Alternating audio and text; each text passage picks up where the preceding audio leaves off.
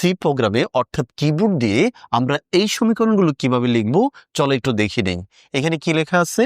এখানে প্রথমেই লেখা আছে এক্স টু দি পাওয়ার, যেহেতু পাওয়ার লেখা আছে এক্স টু দি পাওয়ার 2, এটাকে আমরা একসাথে বলি এক্স স্কোয়ার, তারপর এখানে ভাগিক 3 লেখা আছে। তো এই অংশটা আমি লিখতে চাই। এই অংশ লেখার পদ্ধতি হলো প্রথমে তোমাকে পাও লিখতে হবে।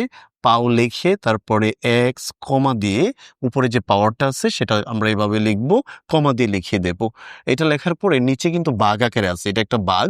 বাঘ হলে আমরা ব্যাক স্ল্যাশ ব্যবহার করব, তারপর এখানে 3 লিখবো, এটাকে আমরা ব্র্যাকেট দ্বারা বন্দি করব। আবার এই পাশে একটা বাঘ আছে, তার মানে বাঘ হলেই আমরা ব্যাক স্ল্যাশ ব্যবহার করব, তারপরে 5 লিখব এবং এটাকে একটা দলে বন্দি করি। যেহেতু এটা একসাথে আছে, এটা গুণ আকারে আছে, তাই আমরা এখানে স্টার দেব।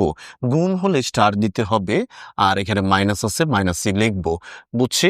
যদি বাঘ হয় তাহলে বাঘ চিহ্নটা কি হবে বলো? বাঘ চিহ্নটা হবে স্ল্যাশ। কি স্ল্যাশ? Back slash. আর যদি গুণ হয় তখন তোমাকে সেখানে স্টার লিখতে হবে। তাহলে বলো এটা কিভাবে হবে?